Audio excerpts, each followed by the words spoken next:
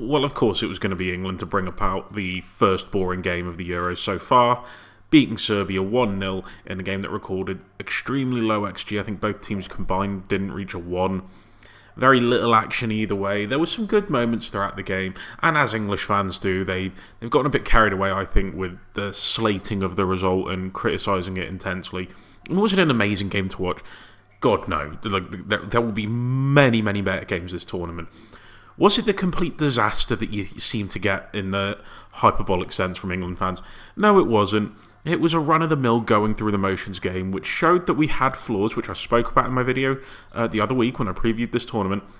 It also showed off some things which I quite like, and I think things that Southgate doesn't get enough credit for. And this is what I'm going to be doing with this video. I don't want to come across as either the extremes, I feel like people, when I made the preview of the England tactics going into the tournament, have the tendency to do that, where it's blind faith and blind loyalty and it's coming home and we want to support them. And others are like, Southgate's crap, we're never going to win anything with Southgate. I mean, what's the point of even bothering when he plays such dinosaur football, which isn't even remotely true, but whatever, that's the opinion that some people have.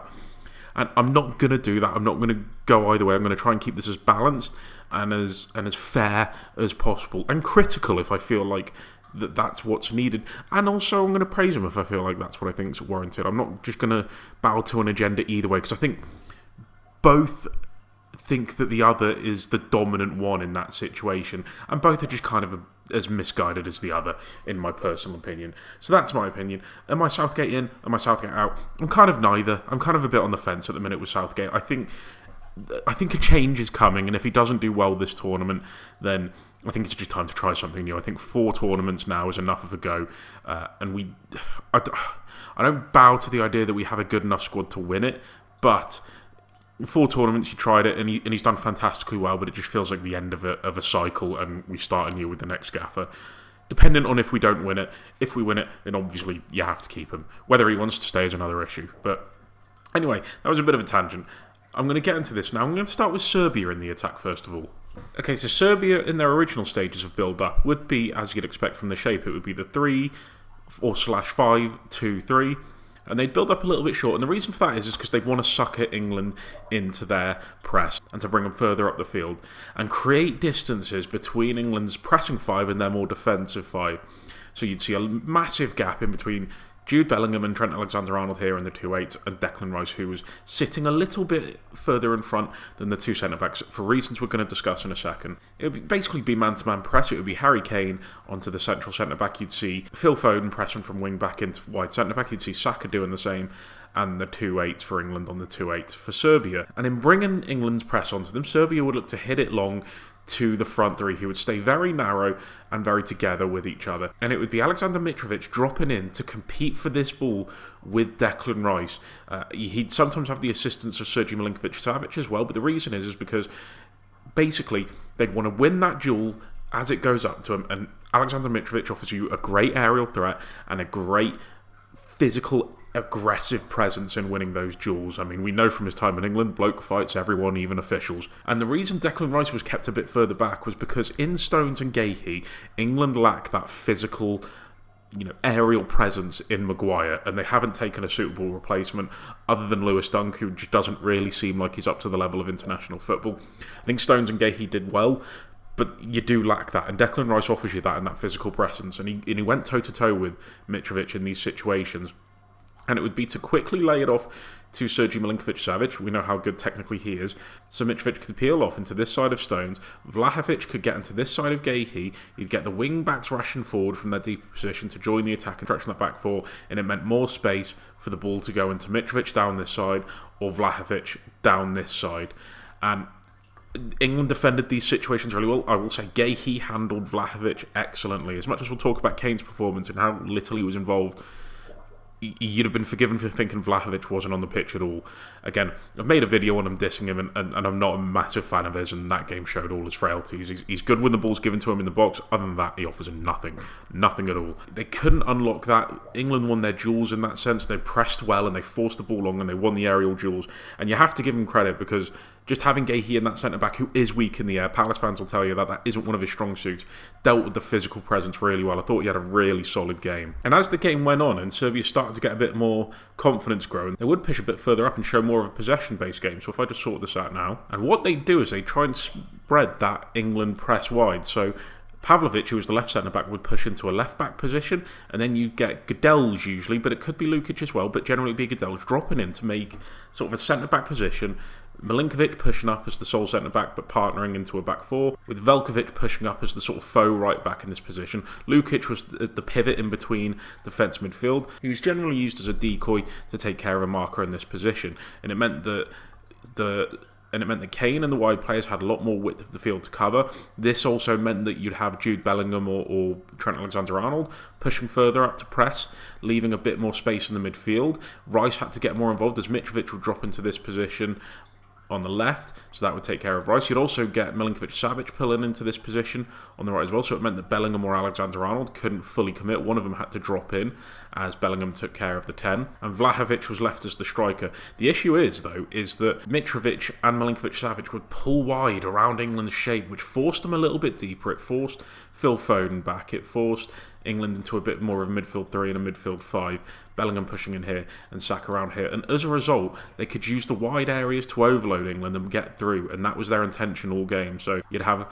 Pavlovic, for example, in this position taking the ball out, taking it to this area here. Saka would have to commit. He could pull that pass to Mitrovic, who could then release Kostic down this left hand side, who could produce crossing opportunities. England defended the box really well though, so it never really came to anything. At the end of the game there was a flurry of chances where Serbia could have done something, but for the most part England defended it really well. But Serbia did tactically adapt throughout the game, and they really did show a level of quality to work around England's shape, and because of that new shape England couldn't commit to the press because of the width they had to cover, so they had to drop in space. The only issue is in the second half, when it was a bit more disappointing for England, they dropped so deep, and they weren't engaging the ball at all, and as a result Serbia were given more licence to play, and they were almost shown a bit too much respect by getting on the ball and playing it, and that was one of the reasons why that second half performance for England was really, really poor, but held out in the end just about. Some good individual performances. Kyle Walker, Mark Gahey were fantastic. Declan Rice did a brilliant job in the middle of the park as well, so no complaints in the end. And look, it's in Southgate's DNA. That's just who he is. He sits off. He protects the 1-0. He doesn't go for the 2-0. But I just think with the attacking quality that some teams are showing in this tournament, and the way teams are pressing so far in this tournament, you're asking for trouble by bringing pressure onto you. And I'm not sure we've got the back four against better teams than Serbia, with no disrespect, to hold on. But we did get the clean sheet in the end. But how did England attack? We'll go over that now. Okay, so when England were on the ball, they were in a sort of 3 fluid 4 in midfield and 3 up top. Now, Kieran Trippier was tasked with staying high and wide at left. The issue is he's not an attacking left back. The attack really breaks down because of the lack of width he offers. He doesn't stay high and wide as Saka does on this side. He drops in a little bit deeper, and if he receives the ball, he's not going to take it down the wide and attack the fullback. He's going to look inside and look for the passing option. Same with Phil Foden, who's not comfortable coming onto this left-hand side. He drifts, which was all part of the game plan anyway. And so it was a lot easier for Serbia to deal with it down that side. Because Kieran Trippier was generally a lot more deeper, it meant that the right wing back for Serbia could come into this area and press him, which allowed Vlahovic to jump up and press alongside Mitrovic in this deeper phase for England. And as a result, it just means that Serbia can impose themselves a bit more in the game. England very rarely attack down that side, and that's going to hinder them a bit more as we go on. But the few times they did try and build up, it just wasn't a goer because they couldn't. But they did favour the right-hand side, though, and I thought there were some things in attack, and I know the attacking performance has been criticised, and look, we didn't create many chances, it has to be said, but there were some things about it I really liked, and the reason for it is because of this fluid midfield 4. Now, as you can see here, it's looking like a bit of a box, but it wasn't a box, it was fluid. You'd get Declan Rice, who would stick in front of the back 3, and the movement of Trent Alexander-Arnold, Jude Bellingham and Phil Foden was brilliant. The fluidity they showed in rotating their positions, receiving it in front of the midfield 4 and in between defensive midfield was excellent. Some of their combination playing and some of their fluid off the ball movements was breathtaking at points. Kane playing a lot more of a disciplined role than he usually does. He would pin back the centre-back, sometimes occupying 2 centre-backs at once, and it was almost a Haaland-esque role from Kane, where he was just an occupier. Usually you get Kane dropping into positions to progress the ball from deep. And he didn't. He was a more disciplined striker. And I'm going to say this is a good thing. It got slated after the match. But Harry Kane did that against Iceland in the warm-up, and it meant there was no space at all in between defence and midfield for our attacking tens to operate. Having Kane pinning defenders back gives licence for Jude, gives licence to Trent, gives licence to Phil Foden to get on the ball in these areas and attack players as a result, because the defence can't squeeze up to the midfield. I mean, look, you can argue whether this gets the best out of Kane's fantastic qualities when it comes to dropping deep and playmaking, but it served the team well, and that's what Gareth Southgate has got to do, and that did it brilliantly. Do we need to see better performances from Kane going forward? And look, he would have had a goal if it wasn't for a wonder save from the keeper. So he scores that. We look at this performance a lot more differently. And as I say, these movements caused Serbia all types of problems. Sometimes you get Phil Foden dropping in to receive the ball here from Declan Rice or the wide centre-backs and progress it on as Jude Bellingham searched here. Trent Alexander-Arnold is, comfortable taking the ball all over the pitch. And this is where I think Serbia really struggled with this fluid three. Is I think the tasks were for the wide centre-backs to go and press either, let's say if I just move Trent Alexander-Arnold back, either Bellingham or Foden in this position. The only issue is because of their movement, they didn't quite know when to commit.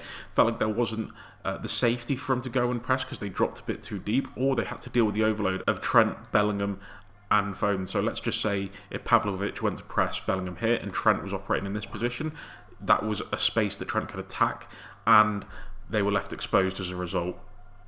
Also, the fluidity was made a lot better on this right-hand side, as sometimes you'd get Kyle Walker driving forward with the ball here to attack the right flank. Saka could come inside and play in the half space, and Trent would drop in and fill in as the right centre-back and use his fantastic passing range to affect play further on. Didn't dictate play as much as I would like him to, Trent. I thought his performance on the ball was meh at points. We've seen better games. I'm still not ready to drop him for the next game. I would still go with Trent because I think tactically he performed his role very well. We just need to see him impose himself on the game like we know he can, get the best out of his passing range. But a lot of that also is because of that lack of width on the left-hand side. It meant Serbia could squeeze over to this side of the pitch because there was such a lack of threat on that left-hand side for England. And if we had a Luke Shaw, if we had even a Ben Chilwell, then Trent could use his passing range to unlock that. And it opens up this play tremendously. Like the idea that we haven't taken an attacking left back in this tournament, and if Luke Shaw can't play any minutes in the first group game after 6 months out, how fit is he going to be for the rest of the tournament? I don't know. But England did exploit this right side very well at points, and the reason for that is because of Pavlovic looking to take care of Jude Bellingham or Phil Foden or whoever just happened to be in this position. It meant there was a little bit of space now in between wing back and left centre-back that Saka could attack into this area here. And with Kyle Walker offering that overload on the right-hand side, he played that ball down that right-hand side that created the opportunity for Saka to get a cross in. Pavlovic was always chasing shadows down this side. And if you listen to the commentary, and Jesus Christ, I love Al Shearer, I think he's brilliant, but you'll never hear more biased commentary from a person in your life. Throughout the game, they kept mentioning how Pavlovic was struggling hardcore with Saka. No, he wasn't. He actually did fairly well, considering the overload he had at points down that side. How many times did Saka really beat him? I'm not saying he had a great game, but he didn't have the disaster class that he was made out to have. And that combined with Jude Bellingham and his late runs into the box to get on the end of the cross and head in for the only goal of the game is top draw. England winning this tournament depends solely on Jude Bellingham's performances. He is that X factor that a lot of countries want to win them games. He's fantastic. I can't speak highly enough about him. But England didn't really create enough down that right-hand side because of the fact they were squeezed over to this side. It meant that Serbia could control that area of the pitch decently, and very few times they left themselves get really exposed. The back three defended the box really well, and they sort of closed up the distances between each other. Could have used a bit more from the midfield, and I said this about the Scotland game. That midfield four was only concerned about what was in front of them. They'd maybe go to press Trent on the ball here or Declan Rice in the ball here if they were going to contribute to the defensive action. They weren't concerned with the players in between the lines. Scotland did the same, and it cost them against Germany. I don't know why teams are so easy to forget that area of the pitch from their midfielders. That's just me, and I think that's something that defending teams that are going to be on the back foot for the majority of this tournament are going to need to learn to adapt to. But in the second half, it started getting a lot poorer for England. Serbia improved in the second half with their off-the-ball work, as I'll just show here. So Serbia were pressing a lot more on the front foot second half by going man-to-man. Mitrovic and Vlahovic would take care of Stones and Gahey. Wing-backs would push onto full-backs, and the reason for that is because Foden would tuck in a little bit more and was taking care of Velkovic. Milinkovic was one-on-one with Harry Kane, and you'd get the remaining midfielder, usually Goodelge, taking care of Bellingham, following him in if he dropped in a little bit deeper. Pavlovic on Bukayo Saka in this position, and as a result it meant that England were playing some very long-range, silly balls up to the top, because at points it just left England sort of isolated one-on-one in these areas with Harry Kane, Saka and Phil Foden, and Jordan Pickford's passing from deep was really poor, I thought. I think Jordan Pickford's distribution gets very overrated, I'll be honest. A lot of them are just mental hoofs from back to front, and we couldn't make it stick. Players stopped showing for the ball in that second half. Jude Bellingham, Trent Alexander-Arnold, Declan Rice, they weren't moving. There wasn't as much fluidity in the second half, and it just felt how they were dropping off defensively. They dropped off offensively as well. I don't want to be negative about it, but that costs you. And I don't think that's as much from Southgate. I think off the ball, that's a Southgate thing. On the ball, you still need your players to step up and demand the ball in these areas, and it just wasn't happening as much. And as I say, the players in attack just got isolated. Even if they could win their duels, Serbia would recover quick and take up any loose balls and recycle attacks from there. As much as a bit of a bland performance it was from England at points, it was the best kind of bland performance you can have, because they just did their job, still stuck to the basics and accomplished those very well. It's the first game of the tournament. We're notoriously slow starters, but we won our first group game, 3 points, which in a group stage where 3 teams can go through, it's enough to get you through, really. But I'd love to know what you guys think. I'd love to hear your opinions. Cheers, lads. In a bit.